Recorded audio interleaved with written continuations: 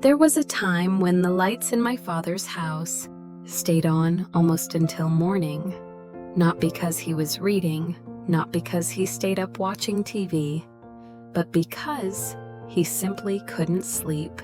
For 5 straight years, my father never slept more than 3 hours a night. He would lie there, eyes open, gazing at the ceiling as if listening for something in the dark. We took him to doctors. The results came back clear. His health was fine, no visible illness. Still, he couldn't sleep. And strangely, he never complained. Each morning he rose early, drank tea, sat on the porch, as if the night before had been perfectly ordinary. But I could see it in his eyes, a quiet heaviness, as if he was growing tired of holding on to something he didn't quite understand. Then one day I discovered something, a small habit he'd kept for years. Something harmless, or so it seemed, had silently stolen 5 years of sleep from him. And what shocked me most, many older adults are doing this exact same thing, every night, without knowing. It might be the very reason they can't sleep. Are you doing it too? If so, stay with me, because what I'm about to share is a true story. My father is 78 years old, a careful, soft-spoken man. He eats on time, doesn't smoke, doesn't drink coffee, and he's never touched a sleeping pill. His whole life he believed live in balance, and you'll stay healthy. And he did until sleep quietly began to leave him. It didn't happen all at once. At first, it was just lighter sleep, waking up earlier than usual. But then, it stayed and became part of his nights. Each evening, he followed the same routine. He read the newspaper for about 20 minutes, drank a warm glass of milk, folded his blanket neatly, and turned off the lights by 9:30 p.m. But after that, he just lay there, quiet, still, saying nothing. No complaints, no frustration. Only the next morning, he woke earlier, his eyes darker underneath, and his sighs longer than usual. One day I asked Dad, "Are you sleeping okay?" He answered softly, "At this age, not sleeping just becomes normal." But I could see he hadn't gotten used to it. He was simply trying to accept it, as many older people do, so they won't worry their children. But deep down I knew, each night for him was a quiet, exhausting wait. He waited for sleep to come, waited for the sound of the wind outside the window to lull him. But nothing came, only the darkness and the ticking clock whispering, "You're still awake." Those nights repeated, and in his eyes I began to see something like a fading light, as if he was slowly disappearing bit by bit without anyone noticing. No one had warned him that sleeplessness doesn't just weaken the body, it can quietly steal the feeling of being truly alive. What scared me most was hearing him ask himself each night, I wonder, "Will I be able to sleep tonight?" That question sounds simple, but for someone who has stayed awake too many nights, it's how they silently say, "I think I'm losing control."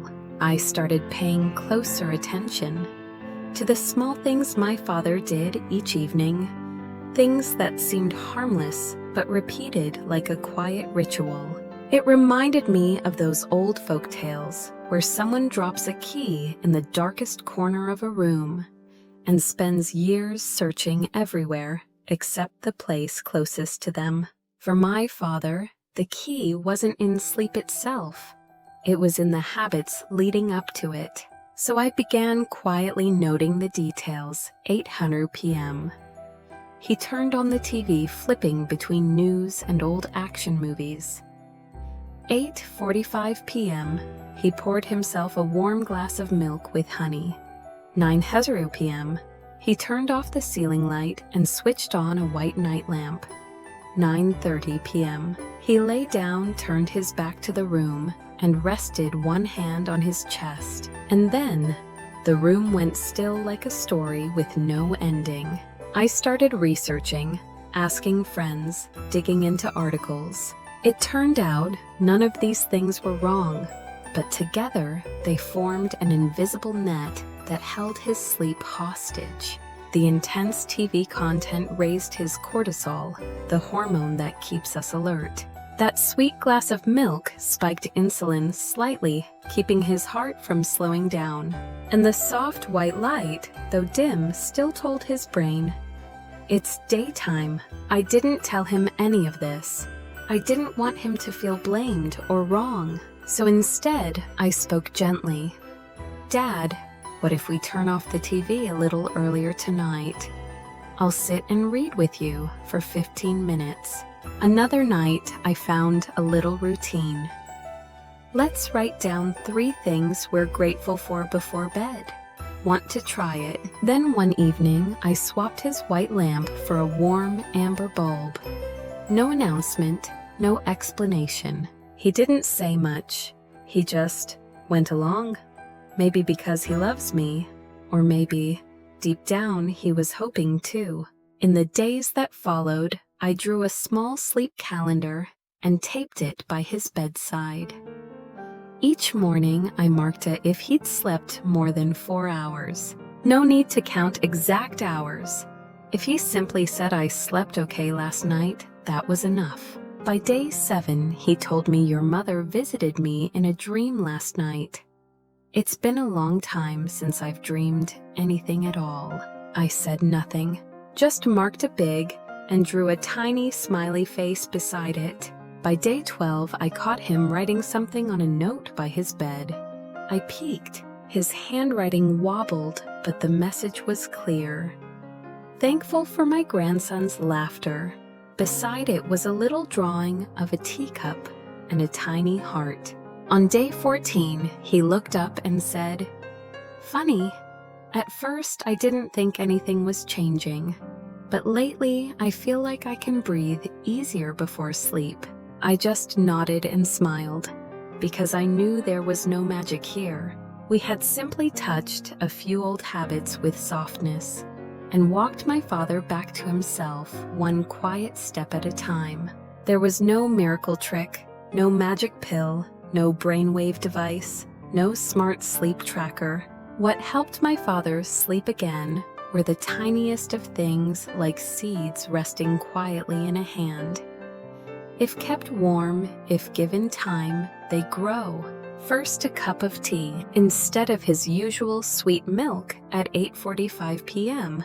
I invited him to try a light tea, one he used to drink during forest walks when he was young, peppermint and ginger. We brewed it earlier in the evening, and we didn't sip in silence. We chatted, lightly, sometimes about his granddaughter learning to swim, sometimes about the neighbor mowing the lawn too late. The tea itself wasn't a miracle, but the feeling of having someone sit beside him. That was what softened his heart. Second, changing the light. His old night lamp sat at eye level. Even though it was a soft white, it still felt sharp. I replaced it with a warm amber bulb placed lower and slightly to the side. It made a difference. No more light slicing straight into his eyes. Instead, the glow felt like the old firelight he once used to build by hand. His room no longer felt like a box for sleep. It felt like a quiet tent. Third, letting go of the clock. I told him one evening, "We don't need to get in bed at a set time anymore, Dad." He looked puzzled. After all, he had lived his whole life by the clock. So I added, "We'll lie down, not when the clock says so, but when your body tells you it's ready." He nodded, and from then on, some nights, he'd stay up 10 extra minutes reading old letters, or just holding an old photo. Then slowly, quietly, he'd turn off the light and go to bed. He no longer forced himself to sleep on time. He started listening to when he was truly ready. Then a gentle night ritual, not a formal ceremony, just 3 little steps repeated each evening. Fold the blanket neatly, like preparing a safe space for the night to arrive. Open the window just a crack to let in the breath of the world from outside. Play soft music for 2 minutes, piano, or gentle rain sounds, the kind he said reminded him of forest nights long ago. No one told us these were the right things to do. We didn't follow any guide, but for him, this became his way of inviting sleep back, like calling an old friend by name. And then I noticed the man who once feared the dark was now the one gently welcoming it in. He no longer wrestled with it. No longer asked, "Will I sleep tonight?" Instead, he quietly whispered to himself, "I did my little part today. Sleep will come if it wants to." No big victories, no dramatic recoveries, just an aging man slowly reclaiming a sense of control over his life through small things done with patience and love. And I think, if you're still listening now, you might be on your own journey to find the key to your own sleep. It may not be far.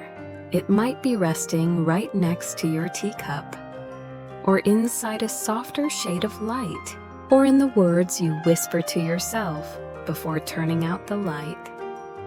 It's okay, I've done my best today. Now, just breathe. If you're still here, if you've stayed with me until this very last line, then maybe you too have lived through nights like my father did. Nights where no one knows you're awake, where no one hears you turning in the dark. So let me say this gently. You are not alone. Sleeplessness is not something to be ashamed of. It doesn't make you weak. It doesn't mean you've done something wrong. It's simply your body, or maybe even your soul, trying to speak. There were nights when my father sat awake for hours doing nothing, just listening to the wind and the ticking of a clock. But waiting for sleep with worry is not the same as welcoming it with peace. It wasn't until he stopped chasing sleep and started doing the small things that sleep finally began to return. So if tonight you find yourself lying awake again, I invite you to try something small. You don't have to change your entire world.